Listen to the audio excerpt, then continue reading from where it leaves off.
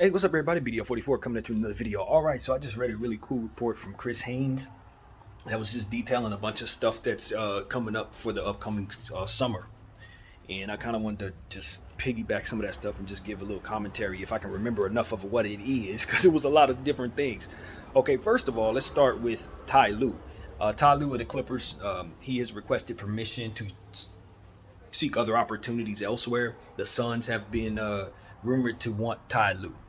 So we got to keep an eye open for that. And it's funny because I was thinking that it might be time for him to move on from there. It's because it seems like to me the Clippers have reached their ceiling.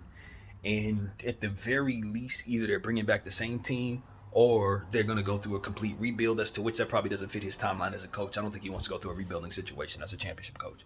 So it's time for him to go into a situation like Phoenix, replacing Monty Williams, which is definitely a good thing, I guess, for the Phoenix Suns. You consider how good Ty is, and how much he could probably help being reunited with Chris Paul, which is another thing that's a part of this conversation. Chris Paul, from what I understand, the Suns are going to look up to pick up his, I think it's $15+ million option. It may be more, it might be a lot more actually.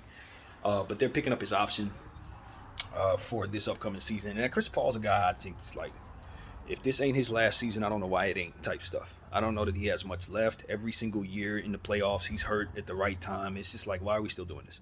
That's my thing with Chris Paul. He's eating up so much of the cap, it don't even make any sense anymore. So that I just think going forward with Chris Paul makes absolutely no sense for the Suns.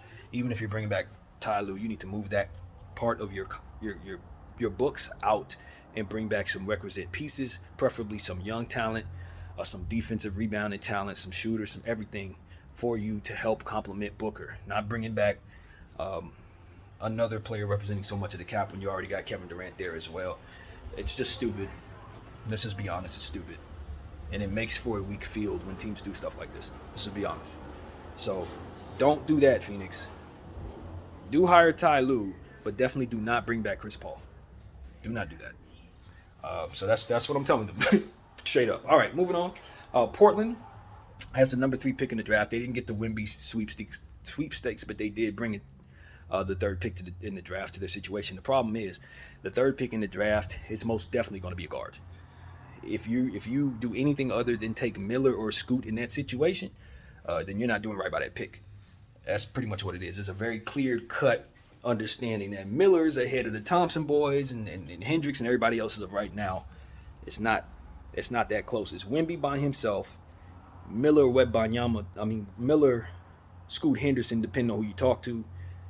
It's going to be tricky to see what Charlotte does, but whoever Charlotte doesn't take, the third pick definitely has to go to that, either Miller or, of course, Scoot Henderson. I say has to because you're going to respect the pecking order as it pertains to the value of the player. If you want something lesser, just trade down. That's what you should do if you're the Portland Trailblazers. From what I understand, they don't want any of those young players. They don't want to wait on anybody else.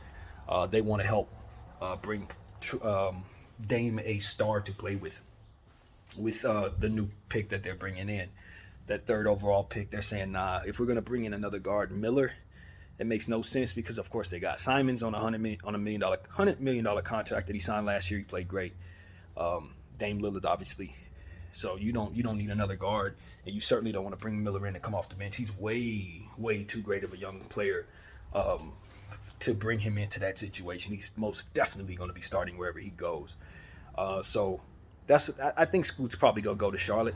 I think you love the idea of having Scoot and LaMelo there, even though Scoot's probably better with the ball in his hands. He's such a force. You can put him and Melo next to each other, and he will do a lot of the heavy lifting for their team. PJ Washington, stuff like that. So the Charlotte Hornets look great with the second pick overall. And I'm pretty sure they'll take Scoot Henderson. That leaves Miller to be coveted by probably anybody who would want him around the league could probably get their hands on him. You know who comes to mind for me? Honestly, the Clippers. Clippers, man. The Clippers. If you get a chance to get that third overall pick from the Portland Trailblazers by sending either Kawhi Leonard or Paul George to the Portland Trailblazers, you do that without thinking twice. You do that now, and you don't think twice about it. You do that. I don't know how you match the salaries. Maybe you get a third team in. Maybe it's not possible at all. But I'm telling you, if I'm the Clippers, if I'm Steve Ballmer, I'm taking that pick from the Portland Trailblazers. That's mine. That's mine. And I'm taking Miller, and he's going to be the future of my franchise. and we ain't gonna have no issues. You know what I'm saying? That's what you have to do if you're the Clippers. Enough of this nonsense with Paul George and Kawhi Leonard. Enough of that. If Portland has the 3rd overall pick available, and that could either be Scoot Henderson or the kid Miller, that's the only thing the Clippers should be thinking about right now. Nothing else. Nothing else. So that's the God's honest truth. If the Clippers don't find a way to get that pick from the Portland Trailblazers, they're out of their minds, in my humble opinion. They're out of their minds. There shouldn't be nobody that outbid you for that. That's your pick, Clippers. Take one of them old stars that are not going to do nothing for you going forward and buy yourself a future and go into Intuit Center with one of the best young players there is right now, because that's exactly who that's going to be. Either Scoot Henderson or I think the kid's last name is Miller. I'm pretty certain it's Miller, the one that got caught up with the off the court thing. That's who you need to be bringing into the Clipperland. He is definitely who should be taken with the 3rd overall pick, in my opinion. Scoot would go 2 because he's a tank, man. Even though that other kid is so great, at the end of the day, you cannot simulate the physicality that Scoot Henderson's going to be putting on that court. When you see his frame out there, yeah, he needs to go number 2, in my humble opinion. And then you could go with Miller, and then from there, it's either the Thompson twins, as I said, Kendricks. I don't know if I got his name right or not, but you know how it goes. These guys will definitely be household names very soon, and we'll know all about them. But that's what it is, man. Of course, Wembanyama, you guys know, is going to the San Antonio Spurs. There'll be no surprises there. Nobody's trading that pick. Nobody's thinking about nothing other than bringing Wembanyama to San Antonio to play with Sohan and Trey Jones and Devin Vassell and Blake Wesley and Romeo Langford. They got some guys in San Antonio. I'm not saying that that's the greatest young core in the world, but you know, I love the fact that they just have a nice young team without any stars yet. You're bringing Wembanyama to his own franchise. This is his. Automatically, he's inheriting it. And you got him next to Devin Vassell. That's fantastic. You know what I mean? Those guys are two-way guys already. Sohan, y'all know how good of a rookie he was last year. He's only going to get a lot better. Now you got Wembanyama on his team. They're going to crash the glass and play defense and stifle teams for years to come. The San Antonio Spurs probably aren't going to win more than 25, 30 games next year. But now they're in a position to legitimately say that they can see their path to returning to excellence very soon. Especially the way they do things. They're going to do things correctly, I believe. And then from there, you're going to see them kind of shave off salary that doesn't need to be there anymore. Get rid of your Doug McDermotts and some of these guys on that contract. You know, Devontae Graham, get all that stuff out of there. And they continue to build in the draft by tanking continuously going forward with Wembanyama for at least another 2 years and bring him more talent to play with.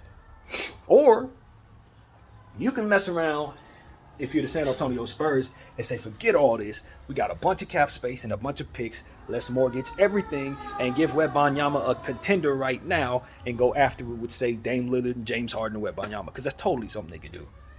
Supremely ill-advised. Supremely ill-advised. But when you got Wembanyama coming in, you can dream that way if you want to.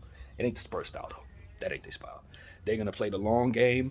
You're not going to see Wembanyama play at a high level probably for another 2 or 3 years at the level of MVP like you expect he's going to end up being. When he gets there, though, he's going to be so dominant because he's in that organization.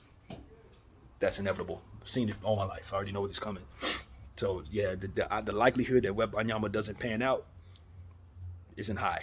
As long as he doesn't have any injury issues, he's going to be exactly what we think he's going to be going to that organization. I'll tell you right now, he's going to be exactly what we think he's going to be.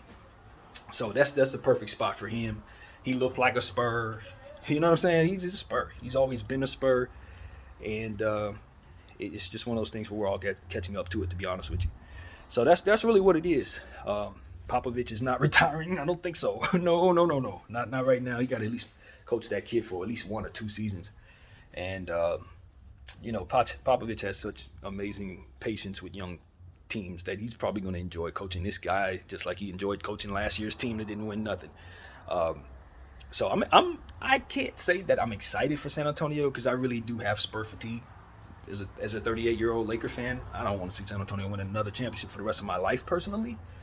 But outside of that, I think, like I said, he landed in the perfect spot for him. I think it's a neutral spot in regards to, you're not overloading a team like Houston or Orlando with too much to where they just botch the league up because they're so damn good. You know what I mean? Or give them to a team like Detroit that has like 4 young centers already, and then you just give them 7-footers or something like that. Like you don't want to see that. You want to see them go to a place that doesn't have too much talent, that did tank to high hill that does have a high reputation of winning championships. So this is the divine spot for him, I think, to start his career, and hopefully it goes better than Kawhi's did. Hopefully, and that's also something that needs to be studied. Now that Wembanyama's going to San Antonio, there are going to be conversations revisited about how that went, and have they made improvements so that whatever went wrong there doesn't happen with Wembanyama, because they have inherited great talent before, obviously with Tim Duncan and David Robinson, George Gervin, Tony Parker, Manu Ginobili. We know the names, but I would argue that this is probably the biggest one.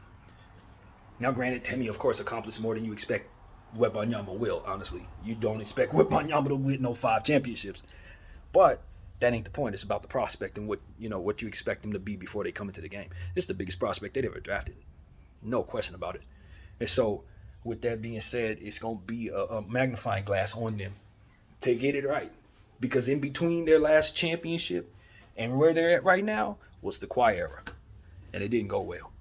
So that's really what we know. We know that. But I will tell you this, man. I'm excited about their young pieces. I like Trey Jones, one of the most consistent young players in the game. Love Devin Vassell. I think he's one of the best young two-way players in the game. Definitely a lethal three-point shooter.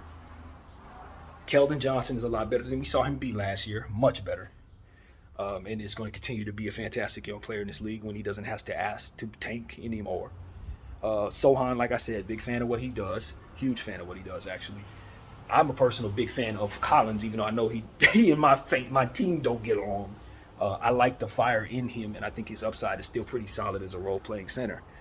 So it's a lot of stuff in San Antonio that's solid. It's just some stuff they got to get rid of, and we've already said. But yeah, I'm intrigued with San Antonio, and I will be paying attention to what they do, and I hope for their fan base sake that they take it slow, that they let Wembanyama develop, let him fill out his body, let him not play 40 minutes a game so early.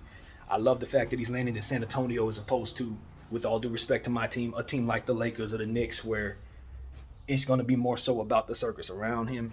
You know what I'm saying? Or playing with a player like Dame to where you better win right now, don't mess up type stuff. I'd like him going to a situation where there's like nothing there that anybody would expect anything, and they could just keep on working his progressions just like Milwaukee did with Giannis. That's exactly the situation Wembanyama landed in. So I'm telling you, man, for me, looking at Wembanyama's situation, it went exactly the way you probably wanted to if I was in his corner. I don't know if the NBA fixed it this way, but if they did fix it this way, it's the right way to fix it. You know what I'm saying? Like, this is the right way to do it. So I'm just going to put that out there and let it be. What else? It was another thing that I think is necessary to mention in regards to Chris Haynes' point of view, what he was giving us in that article. But all in all, I think the most important stuff was said. I wanted to mention the Wembanyama thing in regards to, since we know he's going 1 and Portland didn't get that pick, now they're going to look to move it since they know it's going to be a guard. And, of course, Ty Lue is probably going to have to leave the Clippers because the Clippers are capped out, man. They don't really have nothing going for themselves. Nothing at all. Until they commit to moving on from just about everything they have, they're going to cap themselves off as a team that's never going to win a championship. I'm just being honest. You can't win nothing with Kawhi and PG going forward. The very best thing for them to do is to try to trade for a high draft pick or try to trade all that stuff they got for more stuff that's going to help them in the future. But nothing would be better than a fresh new start with a fresh new face. A brand new Clipper, you know what I'm saying? A fresh face. I really think that. Y'all gotta do away with everything that came before you and just start fresh and commit to player development and let these young players play. Let young players cook. That's what I would tell all the league, the whole league, man. Let the young players cook. Because it's these teams that keep on misevaluating these old guys and letting them continue to have these opportunities to sit on your roster and do nothing that ultimately hurts these teams. And a team like the Clippers just made that colossal mistake by getting older midway through the season last year. And I think it cost them their season. I think there's a chance they may actually still be around right now if they wouldn't have done that stupid crap. You know what I mean? And so as a Laker fan, I love to see it. But as an analyst, it's just like you see the mistakes and it's like, here we go again. Here we go again. So that's what I got to say in regards to the Clippers, man. Hopefully they're not taking steps backwards in regards to letting Ty Lue go and then proceeding to try to go forward with Paul George Quallen, and it would say Monty Williams or something, like swapping coaches with the Suns. Don't do it, Clippers. You got an opportunity here. If Portland's serious about moving on for number 3, that's the only damn thing y'all should be thinking about right now. And so that's what I got to say, man. All in all, I'm super excited. My team's in the Western Conference Finals. We talk about the Lakers, of course, every day. And you guys can check out all my videos on the Lakers, as I've been very, very intrigued by just Darvin Ham's choice to go small in the first game of the series. I'm not upset at it because I think it could be a very unique, unorthodox strategy that may help us, since I watched him do this all season long, and then we find ourselves in the Western Conference Finals anyway. So it's just like, all right, well, I'll look at the fullness of what you decide to do throughout the course of the series, but the jury is out on Darvin Ham no matter what until we win the championship, because we've seen so much of the small ball stuff fail for so much of the season to where we really don't have patience at all. I think all the losses that we've had have been accredited to that decision. So, as a Laker fan, I'm excited about us having the 17th pick in the draft coming up. You know what I mean? I hope that maybe we'll consider what our options are in regard to trading up. I wouldn't be upset if we were able to inherit another young piece that can kind of go with this core to give us an overall younger timeline. I think especially if you're going to go forward with LeBron James, you would like this core to stay as youthful and fresh as possible. And also have in mind that I think some new players that we drafted, that we've kind of set on, like Scottie Pippen and Cole Swider, may have roles next year on this team. And so I think when we consider what we're doing, we might want to incorporate them into the equation in regards to what roles we think they may have and what they may be needing in regards to complementing them as pieces, not just looking at what we have and forgetting that there are other pieces that are going to be a part of what we're doing, including some pieces that maybe aren't here yet. So I want the fullness of that entire process to be studied and taken into account when figuring out what to do with pick number 17. Because we have a chance. We do have some holes, particularly at our center position, I think. We're seeing that in these playoffs. Even though we could use Mo Bamba coming back, he still doesn't have enough girth. He's not a big enough human. In terms of size, I think girth, I guess is what I'm trying to say. He's not heavy enough to really bang with people like Jokic. Even if he were out there, we'd still be at a significant disadvantage in some ways. So I love his length, but his health, you know what I'm saying? If he's going to continue to have issues with every ankle injury is going to leave him out for a whole month, that kind of thing. It's like, all right, I'd rather not go down this path with Mo. I like him a lot when I think about what he can do in theory, but it can't just be in theory all the time. I gotta have you. And in these Western Conference Finals, we're going up against Nikola Jokic, and we do not have our backup center. And it's just like, if we're going to be resigning people, the same thing I say about D'Lo. If we're going to be resigning people, we got to make sure these issues aren't going to be issues for us in the future. When they're under contract and they're eating up a part of our cap.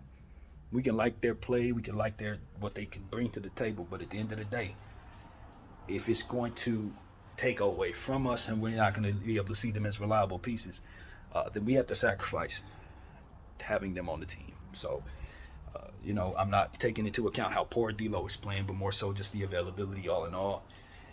I guess I have to take in how he's looked when he's out there. That's kind of a false statement, but at the end of the day, I just think that you just want to make sure the guys are going to be healthy enough to do the job. And at this point, the jury is out on some of our players in regards to that. Now, I think Anthony Davis is actually winning us over in that way. Hopefully, we can have a good end to these playoffs and keep him healthy. Knock on wood for everything to be right in that way. But with LeBron James and our commitment to LeBron James, I just think that more than everything else needs to be 100% sturdy and 100% young. I really believe that. It's one of the reasons why I think we're still here is because LeBron is 38, AD's 30, and then everybody else is under 27. So that's a recipe for success for us going forward. We got to stay youthful, stay current. So that's really where my head is, man. I'm super excited about the LA Lakers as it pertains to just putting ourselves in a position to stay youthful with the 17th pick. And, of course, all these young players that we already mentioned that are going to be coming down the pipeline in a few years. So, it's nothing to be unhappy about if you're a Laker, even after the Game 1 loss. We look great at the end of that game. So, heading forward, moving on, the Boston Celtics and the Miami Heat, I believe their game is today. I haven't really even looked or glanced at that series because if I'm being real with you, I don't like either one of them damn teams. I don't like the Celtics, and I don't like the Heat. So for me, it's just like, them two ops going at it again. Damn, can't even be somebody else? Why ain't the Knicks there? Like, that's where I'm at as it pertains to the Eastern Conference. But nevertheless, you know, those two evil teams will pummel each other, and hopefully the Lakers will be there to stop them in the finals. I mean, that's really all I have for those two teams. I hate both of them, bro. I really do. The Miami Heat, I didn't like them back in the day. The Heatles, I couldn't stand them. It's funny because we got Bron, but like I hated that team. And so it's like that still carries over. I mean, I like Jimmy, but it's like them again. I'm still looking at ugly yellow and red floor. They're still running around like that's just how I feel about Miami and the Celtics. I mean, why would I, a Laker fan, have to tell you anything about that? Just leave that as it is. So that's really how I see that, man. And we're the other team, right? And the Nuggets. So that's really all there is to see. If I have a prediction in the Boston Celtics and Miami Heat series, I'll probably make a breakdown video. I think that's probably a better way to go. So I'll just save that. But yeah, that's pretty much what I wanted to give you guys. Just a little piggyback from Chris Haynes. I think it's probably more stuff that he said that I forgot about, as I always do that. But the most important points I think were made. And I hope you guys enjoyed this video. My name is BDL44. I thank you all for watching.